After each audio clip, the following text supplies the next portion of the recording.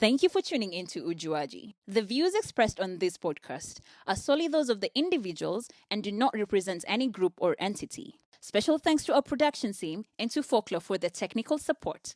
Ujuaji is proudly supported by One Beat.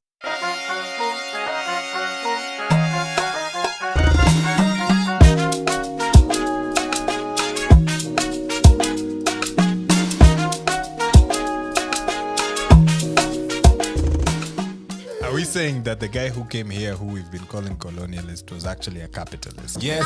100. It This is actually road. belonged to the people. These are things that The belong people in a have been state. dispossessed Yes, correct. by the state. That they're like, you know what? Let's begin to create laws that begin to dispossess people of their land. I feel you. Yeah, I but- just want but- you to not Yes. at any way romanticize. No, there's no peasantry. romanticizing. Cue Hey. intro. Welcome. My name is Modhani Drummer Queen, My name is Poji. My name is Eric Thimba. and this is Ujuaji. We do Ujuaji so that we can talk about some things, get some insights, enlightenment. The main thing here is kuchangia ile kitu mtu anajua, kusaidiana kuelewa vitu, to see things for what they are. Kutoa ujinga. Kutoa ujinga Buddha, kuongeza knowledge. We're not here because we know our thing. We're here because we're deeply motivated to know, to share, to acquire knowledge, and more importantly, to do better now that we know there's better. Katika kipindi cha leo, kuna discussion kubwa sana. Kubwa. Mr. Eric Thimba, manzi tusaidie. Ain't no thing but a chicken wing. Today we're going to talk about capitalism.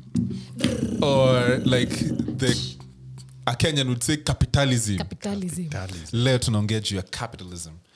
And my friends, let me tell you something. Sa zile MDQ alikuwa natuambia tuongee hii topic. Mi hata sikujua vile this thing. Hey, my friends. Yeah, it's taken us like Wait. that week. Yeah. Trying to Fourth. figure out how to approach. Yeah, 3 weeks, eh? 3 Because weeks. I was like, initially, I didn't realize how much of a capitalist I was.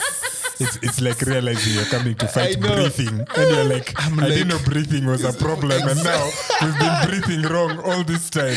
I've been breathing wrong all this time. MDQ lakini tumeshukuru sana juu from day one umekuwa ukituambia capitalism is our problem. It's the problem of and everything. I'm like, nah, nigga, we have other problems. Nah, bruh. But fam, This is the one. this is the one. Everything comes out of this one. Everything has happened because of this thing. Everything. It's crazy. It's crazy. Wait. And I know feminist politics holds that capitalism, like there's no going around it. That's the problem. That's the evil. And but Ikwende. and for real, it's not a redeemable. So, but then I just wanna bring the other Wajuaji between the three of us, between our like super dope producer. It took us 3 weeks to figure out how do we enter this topic. And the thing that we were trying to do is we're not trying to have an intellectual now you can write your dissertation, but you're about to learn. We're about to learn some things, man. Let's go. Let's But, begin with what it is. I mean, of course, the first thing that we have to do is, Definitions. define capitalism, right? And then we'll go into, just kind of understanding, where it came from, right? Because that really paints the picture for. It brings such clarity to everything. It is the system. When you understand where it came from and how it perpetuates itself even right now. But, let me just read the definition of capitalism. It says it's a system in which private or corporate wealth, basically capital, is used in the production and distribution of goods, resulting in the dominance of private owners of capital and production for profit. Let me just read that one more time. Yeah? System in which private or corporate wealth, capital, is used in the production and distribution of goods, resulting in the dominance of private owners of capital and production for profit. Now, this capitalism, ilianzia huko Europe, okay? This is where it started, and specifically in the most profound colonial master, the British, okay? Yeah. And what happened is that during this, in the 16th century, there was, before there was capitalism, there was a thing called feudalism, right? Now, feudalism is interesting because if you know anything about the aristocrats of the day, basically the guys of noble birth, right? They owned all the land. It's the same way. It's the same way that it is even now. Yeah, even now, it's so strange. The queen she just owns the land, right? So it was the same thing. But the way that the system worked, the economic system worked then, was that the aristocrats owned the land, and you were allowed to farm on the land As a peasant. as a peasant. So what you did is that you were able to farm the land, and you have an arrangement with the lord of the land. The landowner. Yeah, the landowner, basically. Literally, the landlord. Yeah, that's so true. Hey, Chipatia high five apple. The landlord. Yeah. Hey, come on. Now, that landlord would give you the ability to be able to farm the land, and all you had to do was basically give a portion of it back. That was the arrangement, that whatever you make off of this thing, unipatia, give me a cut, right? So it was pretty, agrarian, unfair, but whatever. It's agrarian. You're farming your own land. You decide what you want to do with that land. But the whole point was that you come, you give me a portion of this thing, and on top of that, when we go to war, give me some men to fight, right? So there was a whole military thing around it. So there was this whole kind of agreement that you had with the landlord, okay? Now, for the most part, this was now how things were done. Now, this is where we see the onset of capitalism. It actually started with merchants. So what happened is that these merchants, as they were there trading, and trading, by this trading, meaning that they started doing now this whole thing of increased foreign trade. Through the increase of foreign trade through these merchants, they were like, my guys, this biashara that we're doing. So them right now, think of the merchants. They are just commercial. Yeah? A guy selling spices, yes. So meaning I go and find where the produce is, right? I buy it at this price, nakuzi at this price. That was it, right? So there was, so basically the trade at that time, because of foreign trade, became the rise of the merchants. But here's the thing, right? So these merchants, they got a lot of money by purchasing foreign goods cheaply and selling them at huge profits. Now to the aristocrats. Correct. To the bougie guys, right? Yes. The guy wants the silk, the luxury goods. So now these guys started getting chums. Okay? Because at this point in time, the only people who have money, like real money, are the aristocrats. Right? But then now the merchants start getting chums. Now, what happens is, with these merchants, as they begin to get more chums, they're like, first and foremost, forget the aristocrat. Secondly, is that why is it that we have to buy the goods? Why don't we be the ones producing them? You get what I'm saying? So now they stopped from being merchants, facilitating trade. Yeah. Now they want to be the ones who own the production. And the trade. They're not giving up the trade. Yeah. So now they're like, if we can even make more money, let's expand, right? So we can make more chums. Perfect. Now, in fact, they will make more chums, remove the producer. Let us be the ones to control the production so that we can do it at a larger scale, and we can also influence the production, right? So remove the guy who's producing, us guys as the merchants who have the capital now become the guys who produce and sell. Can I say why that, I think for me, is also very a point of clarity? It explains that definition I saw because it talked about capitalism as a way of organizing the economy. So in this case, economy is the revenue from trade, right? If this is the only money there. So the way of reorganizing the economy so that the things that are used to make and transport products, which is essentially all the things that they needed to pay for. What is the raw materials? What are the things on the road that are our costs? How do we bring those into private ownership as opposed to being owned by what they were defining as the government or the people? Yes. So I want to go into this place where I need X resource, and because I have the chums, why don't I own it instead of this continuing to be an economy? Which I hadn't understood that as capitalism as the onset, where it's like, these things essentially should belong to the state or the people. These are natural resources. This is land. This is oil. This is road. It belonged to the people. These are things that belong in a state. The people have been dispossessed. Correct. By the state. In fact, now this is where the merchants. Now this is where now feudalism begins to die. Remember, the ownership of the land was with the peasants. And by peasants, I mean, some were peasants, some were... Yes. Owners, yeah. So this now, the ownership is... So now what happens is that now these merchants are like, let's get involved in the production, right? And so the first thing that happens is that the first thing that they do is that because they're now wanting to be in control of the means of production, the first step that happens is that they first begin the process of dispossessing the peasants from their land, right? Because us guys, as the merchants, want to be in control of production, okay? That's step one. But then came in now what is now in terms of merchant, small capitalism. This is now where it begins, right? So first there's the whole thing, we want to own the production, right? Then now how it begins to manifest itself is that, so first they start to dispossess the peasants, but then there's somewhere they're like, okay, you guys maintain the land, but produce what it is that we want. That's where the cottage industry begins, okay?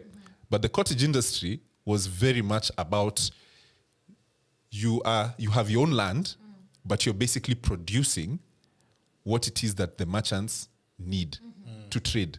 Are we together?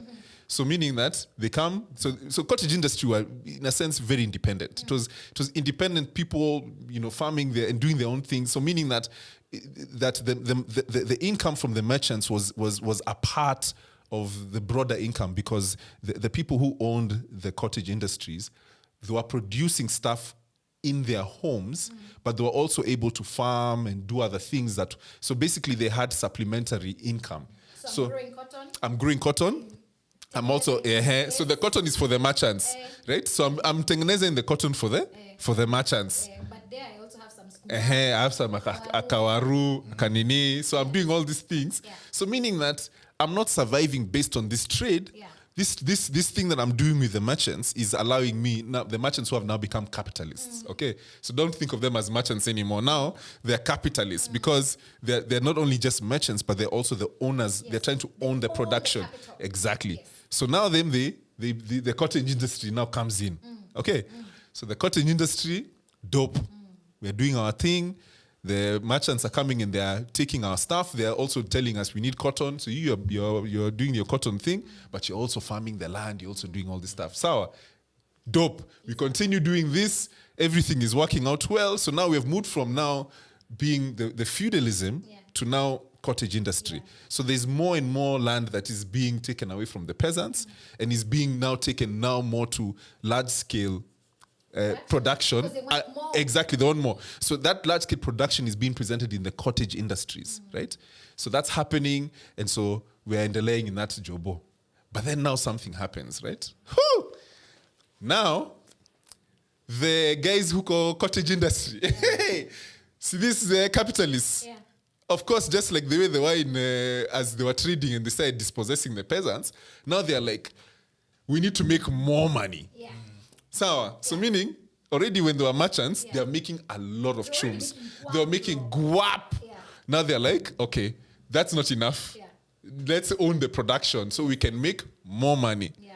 So we do the cottage industry. Then now they look at the cottage industry and they're like, now this cost of having to go and get the raw materials, and not only that, the cost of transportation from the cottage industry, too much. Okay? We can even make more money if we just eliminated the cottage industry and instead got people to come to one place. Right? So this is how industry started to be developed.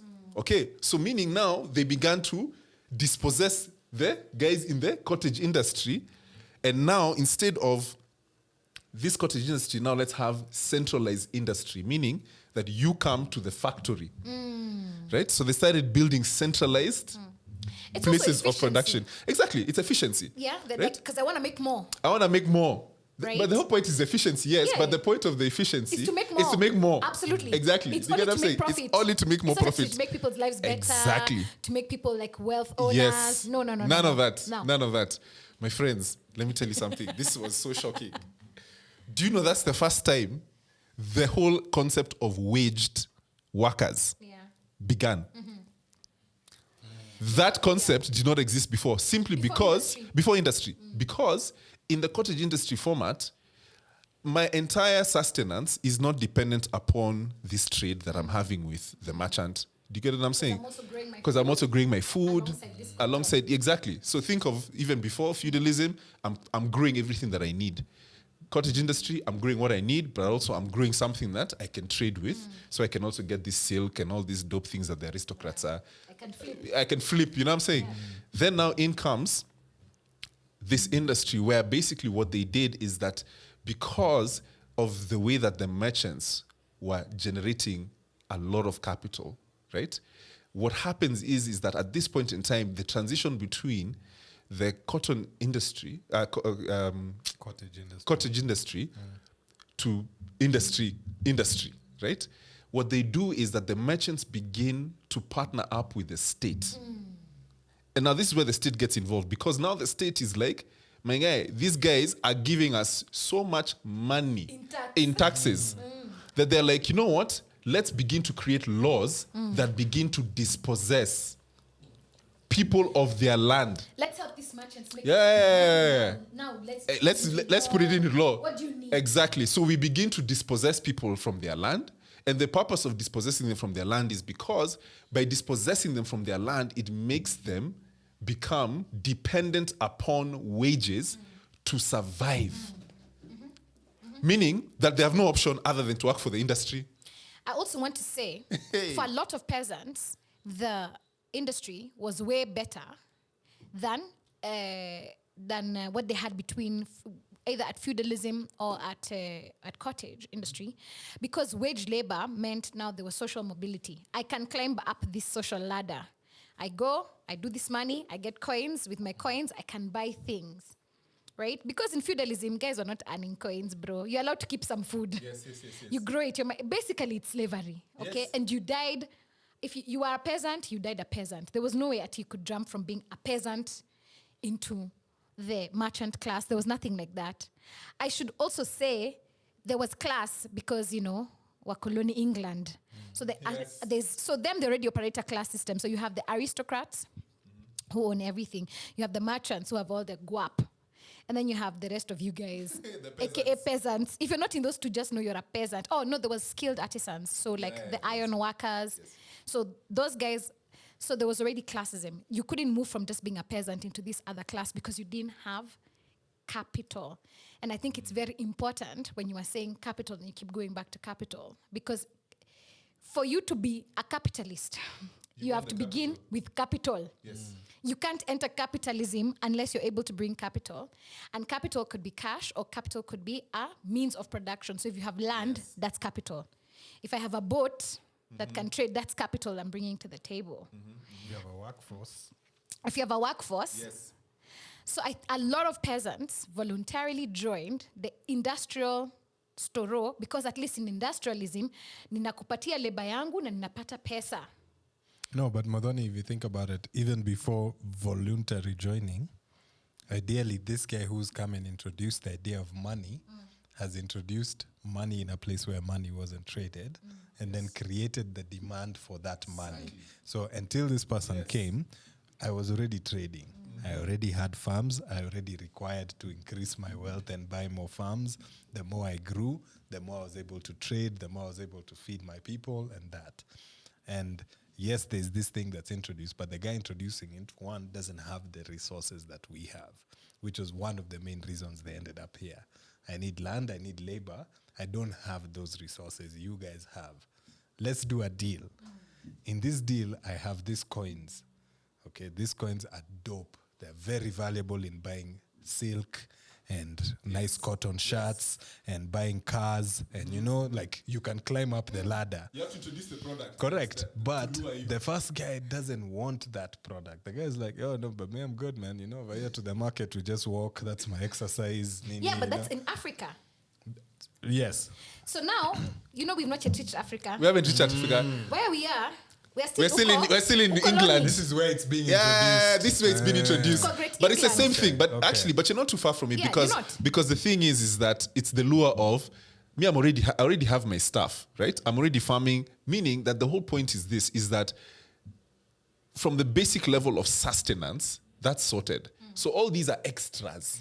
But Do you get what I'm saying? I want to say, for a lot of peasants, the basics were not sorted because peasants lived on the indulgence of the landlord. Yes. Landlord akisema munapata chakula ile mmefarm mtapata kiasi, you would never have No, enough. it was the other way around. It was the other way around. No, it was the other way Okay. around. That's the beauty of the feudalism. It was actually the other way around. It So wasn't the landlord's produce. Then he gives the peasant. It was my peasant's produce. It was my produce. Then I and give then the I landlord. give reparations to the landlord. taxes. So it was like paying rent. Oh, exactly. Uh-huh. You need tax. So exactly. So Land meaning tax. this is land tax. Got it. Right? So that's how it worked. Got it. Me, I have my thing. Yeah. Me, I kick back to you. Sour. So Either. I'm the one who gets the Because the first place, there's an immorality that you own all the land. yes. But forget about the owning there, whatever. Yeah. At least now, At least I'm eating. Angalau, As a peasant, I'm at eating. least I have. In a sense, what the landlord has done is just like, my guy, here's the land. It's the same way that you Yeah. rent out. If you make produce from this thing, the whole point is, I'm giving you this thing. You give me a cut. But it's important about the ownership. I think it's important you don't override that. Yes. Because a peasant could not own the land. They couldn't own There's the nothing land, that you could do. but at Even if you least- had worked on that land for 100, 200, Yes. 300 years as your family, you could never own the land. Yes. So you could never become a capitalist. You couldn't move through the classes. You could move through the could classes, own- but at the very least, you owned the benefit of ownership. Okay, got it. You get had what I'm food. saying? You had Yeah. So meaning, not even just you had food, but the benefit of ownership is to be able to build capital, isn't it? So if you think about it in the sense that these guys had the ability, in as much as they didn't own the land, they owned the benefit of the produce of the land. Okay. You get what I'm saying? And then I kick back to you. Correct. You feel me? I feel you. Yeah, I just want you to not yes. at any way romanticize. No, there's no peasantry. romanticizing. No. Because peasantry Peasant meant sucks. for 500 years our family has worked on this land. Yes. Hata guka yangu ako buried hapa, and it will never be our land. Yours. Yeah.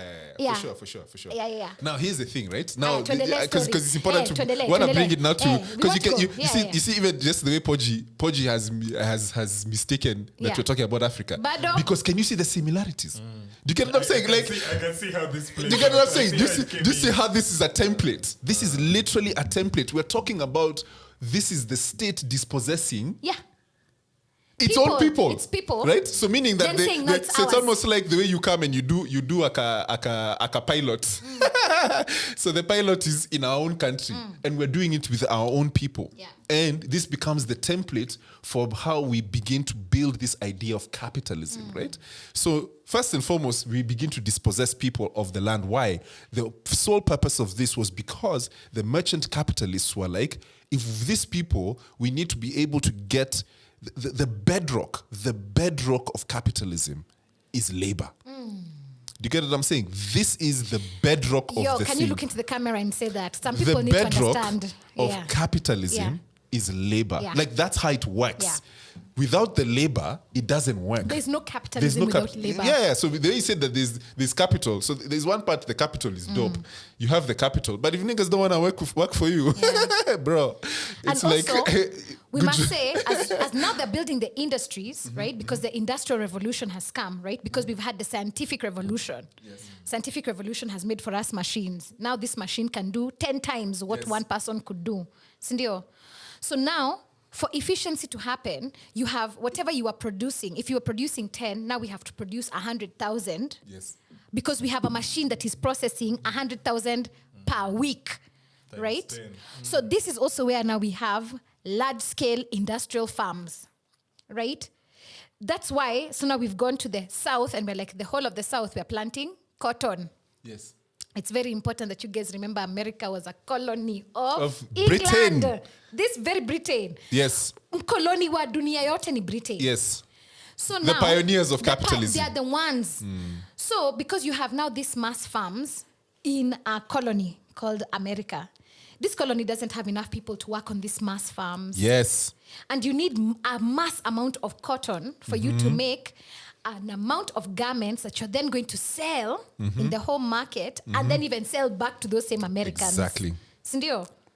In fact, actually, let me just point out there that the reason that Britain became obsessed with this idea of capitalism was because they then began to have this thirst and recognizing that if we do foreign trade, then we are able to significantly increase how much money we make. Absolutely. And so for them, it was more like, okay, now how do we produce at even larger scale? Absolutely. So that's why it's like, where do we find raw materials?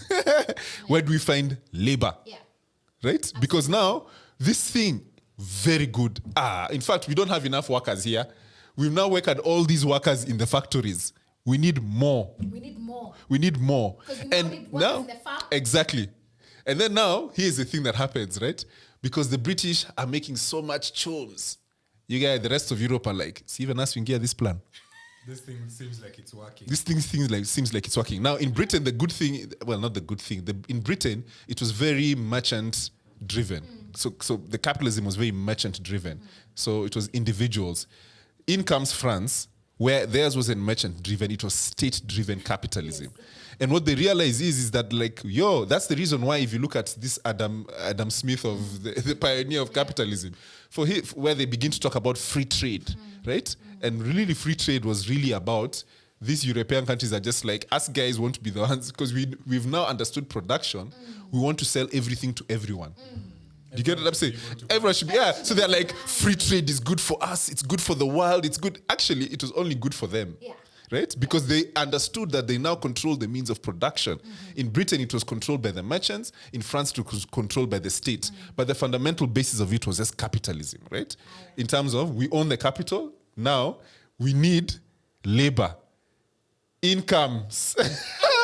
Enter before even now they enter Africa. Before Africa, they begin this aggressive system of colonization. And the whole purpose behind colonization, even before it entered into Africa, remember America was colonized. It was the whole thing about it was about resources, about own the production. Own the production so that we can be able to own the trade and own the profit and the revenue. Own the whole supply chain. And so they began to be now it's almost like a race to colonize, because the whole point was about being able to centralize production. That's the whole point. If we're able to own a state, see, we own all the production in this state. In comes now this whole idea of colonialism. Mr. Rosso, sasa tumekupata huko Africa. Yes. Man, as we are trading. We were the victim. We ended up as a byproduct. It's like, those guys also have what we need. Because in the journey. Because you need first. Also, I imagine. I apologize. I just have to jump in to say this. This idea of trading has always existed. Yes. So they come to Africa and find us trading. So Africa is at merchant trading stage. Yes. Sindio? Arabs, we've been trading. We've been trading for a while. We've been trading. There's global trade, and there's also just amongst neighbors. The Kisii and the Luo, the Kao are the ones who are doing long distance trade. So then they go to the coast, then they come into the inland. So we're trading. And I think when you're trading, there's generally the accumulation of wealth because there's an exchange of value. So the idea itself of trading and acquiring value and accumulating value is very intrinsic to human nature. Right? Yes. It appears. It's intrinsic to human nature, Yeah. right? But it didn't have to be capitalism. Capitalism happened because there's a guy who was like, bro, if I can own everything. And I think it started with, if I can own anything in here without having to do anything. And then it moved into, let me own everything instead of anything. So instead of just owning the route or the market or let me own the whole process. And I think it's important to say capital is global. Venye tumestack, like when we're discussing, it's that thing for like, I have a kabot, I've been doing this route down there. If 10 of us with this small boat, Shikana, we can make one big boat that can go to Oman. Yes. If we go to Oman, we can flip some, go up over there. Yes. So capital is global. So that's also why they were everywhere in the world. Capital moves, money, pesa inatembeaga kila mahali duniani. Because foreign trade also. Correct. And foreign trade is also inherent to human nature. Aya, Mr. Rosso, tuendelee. Saa mi niko Africa na kunywa tu mnazi yangu. Kabla tuingie Africa, goja. Najinais. Also, just quickly, just one thing, just to quickly just point out that before you get into that, let me just leave Europe at they dispossessed everyone and forced everyone to waged labor. Yeah, I think that was a good point. Finish it, articulate. Everyone, now what happens is, because we're in the industry right now, the only way that you can sustain yourself is if you have a wage. And who sets the wage? And who sets the wage? The capitalist. Not only just that, even now in terms of being able to make it even more efficient, how you jobo. So think about it.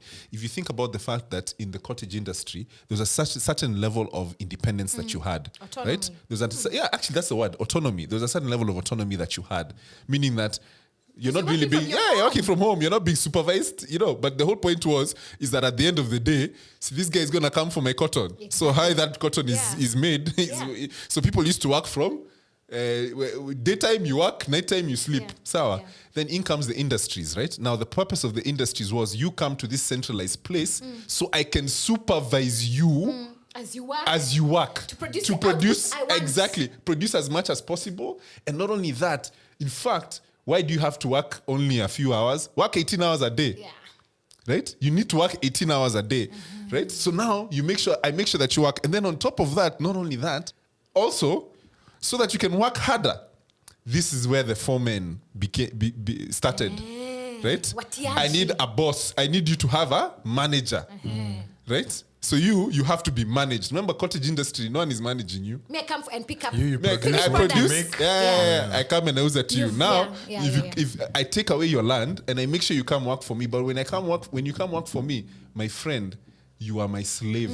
You are my slave. It's so interesting. There's something I read here where it said that during that time, in the 16th century, it is estimated that around 165 days a year, excluding Sundays, were given over to celebrations and festivals. Imagine. Like during the time when there was no... Previously before the industry. On capitalism. This is how much guys used to chill, bro. Like it's 165 days a year, excluding Sundays. Were given over to celebrations and festivals. Niggas guys were chilling. Bro, so 200 days are for working, but the Sundays in the there. Sundays, so that's the Sundays. So basically half the year, my friend was given to being a human being. Do you get what I'm saying? And the rest of the time was like, we're gonna harvest. Because think about it. When you think of harvest, it's seasonal and all these things. So meaning I don't have to come to your factory every, you know what I'm saying? Like the whole thing that I'm doing for you is seasonal. So meaning I don't have to dedicate my entire life to you. So I mean, okay, so now in comes that, right? So that's where we leave Europe, now to Ingia Africa. So are we saying you guys, Mkona James, all my research means nothing. Are we saying that the guy who came here, who we've been calling colonialist, was actually a capitalist? Yes. 100. One, in fact. So the guy wasn't coming here to look for let me go and be the king of this place. The guy just needed a bunch of resources and labor to build products and make profit. And to wage war and to make money. Like, wars cost money. Do you get what I'm saying? That's the whole point. The whole point was, I need to make money. I need to make money.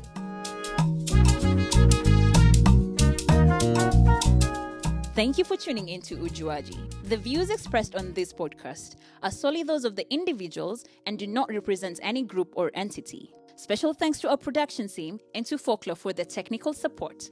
Ujuaji is proudly supported by OneBeat.